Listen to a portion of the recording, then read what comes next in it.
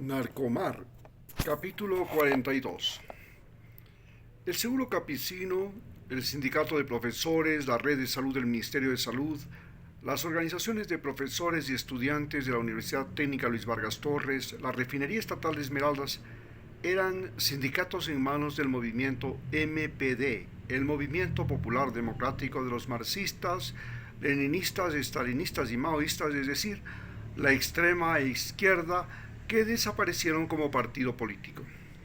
Cada uno de esos sindicatos eran violentos y los más violentos se convirtieron en poder.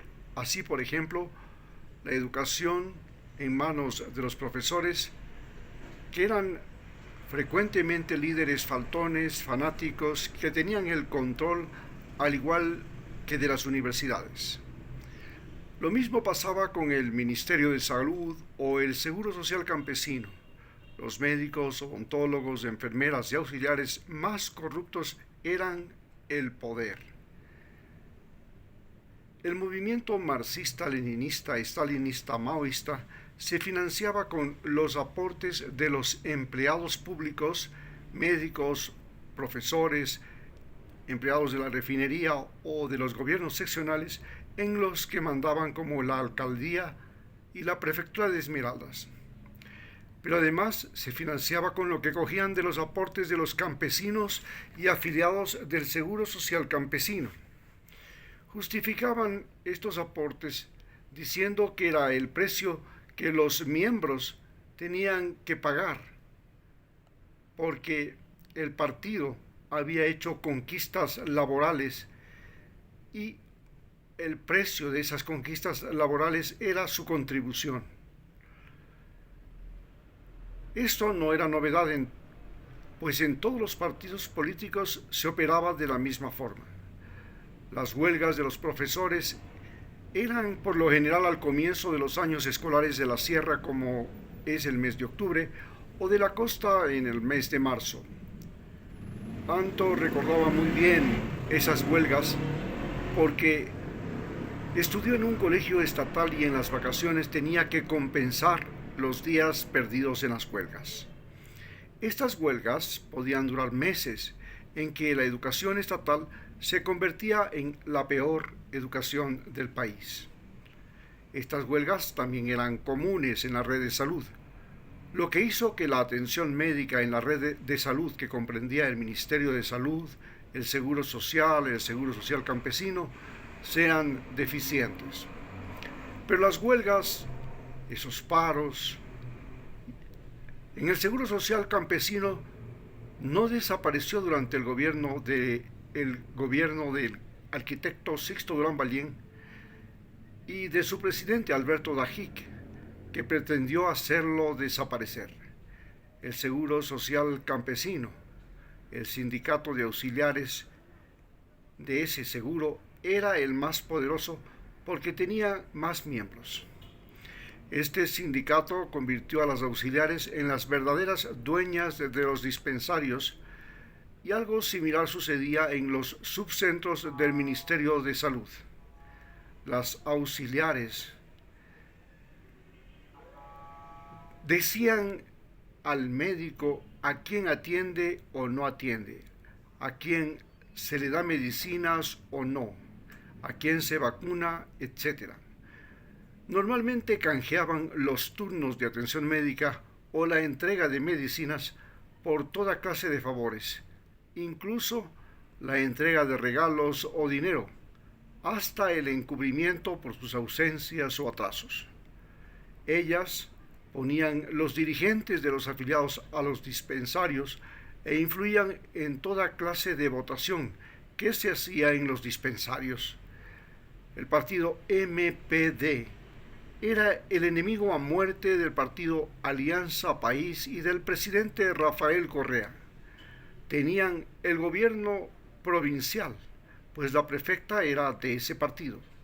Cuando el presidente llegó a la visita para inaugurar las obras como el nuevo aeropuerto, el enorme puente sobre el río Esmeraldas, los del MPD bloquearon su caravana para manifestarse el odio que sentían por Correa y es que el presidente Correa les quitó al partido MPD el manejo de los fondos de pensiones de los profesores, que era un fondo con mucho dinero.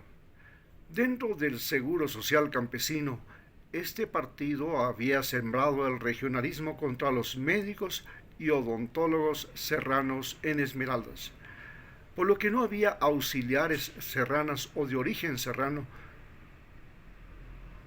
Era además un partido opuesto a la presencia de los médicos cubanos. Estos médicos llegaron mediante el acuerdo de cooperación entre Ecuador y Cuba para la campaña que dirigía el vicepresidente Lenín Moreno. Gracias a los cargos públicos en el área de salud y educación, captaban partidarios. No les gustaba el gobierno de Correa y que éste ponga funcionarios, y se los ponía, estos eran rechazados, en especial si no aportaban al sindicato, es decir, si no pagaban al partido. También odiaban a Correa porque había quitado la obligación de los profesionales de pertenecer a sindicatos, asociaciones o colegios de profesionales. Incluso el MPD había creado otro sindicato diferente al de los profesores y trabajadores de Correa, que él creó para reducir el poder único de los sindicatos de profesores y trabajadores que existían antes de su gobierno. El partido MPD operaba como los carteles de la mafia. El doctor Max se negó a ser parte de ese sindicato y a aportar. Eso fue casi como firmar su despido. Cada primera semana del mes en las reuniones, los médicos y odontólogos del Seguro Social Campesino de Esmeraldas vivían el distanciamiento del resto de los médicos del sindicato que practicaban y apartaban a los que no estaban con ellos. Así se creó la Asociación de Médicos y Odontólogos del Seguro Social Campesino, que en realidad era una asociación para proteger su estabilidad laboral. Estas palabras y su opinión sobre la Asociación de Médicos y Odontólogos del Seguro Social Campesino hizo que sus colegas radicalizaran el regionalismo que se vivía contra los serranos y la xenofobia contra los cubanos en las reuniones mensuales. En Tonchihue, Anto, la hija del doctor Pepe, que recogía información sobre lo que pasó con su padre por el Seguro Social Campesino cuando era médico de Tonchihue, comía sus almuerzos en el restaurante de una asambleísta alterna del partido del presidente. Ella era de la provincia de Manabí. En su restaurante, el más famoso de Tonchihue, trabajaba todos los días con su esposo. Era el único restaurante en la playa buscado por los turistas que llegaban a las lujosas villas de Same, la playa de los ricos de la sierra próxima a Tonchihue. El gobierno está ofreciendo construir 14 centros de estudios tecnológicos. Sería bueno aplicar a uno, propuso a la asambleísta el doctor Max. Claro que sí. ¿Qué necesitamos?, contestó la asambleísta. Yo ya les propuse a la organización campesino CAME que hicieran el Instituto Tecnológico en su finca, cuando estaba trabajando allá en Tres Villas, en Boca del Sucio. Pero los del CENESID pedían 4 hectáreas en un lugar plano. El lugar de la finca de Locame tenía electricidad, agua, un río, era perfecto, pero a ellos no les gustó. El mayor hacendado de Tonchihue, que era el amigo de la dueña del restaurante, doña Nancy, tenía camaroneras donde trabajó su marido. Creo que nos puede ceder un terreno, dijo. Si quiere podemos irlo a ver, le propuso la asambleísta alterna. El doctor Max fue con doña Nancy y su marido a ver el terreno. Estaba al filo de la carretera, tenía electricidad, una fuente de agua, cerca del río, el doctor Max visitó Cenecit para proponerles hacer este centro tecnológico, y lo hizo durante todos los días lunes y martes de las semanas siguientes, cada vez que tenía que viajar a Quito para ver a su familia. Tras meses de insistir, los funcionarios que evaluaban los terrenos en un primer momento les gustó.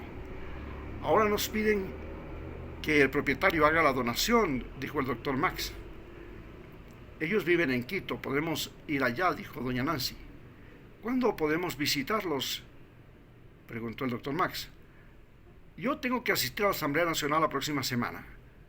Puedo hacer una cita con ellos. Entonces, hagámoslo, contestó el doctor. La reunión con los dueños del terreno fue un éxito y ya se disponía del terreno e incluso de esa donación que se registró en una notaría.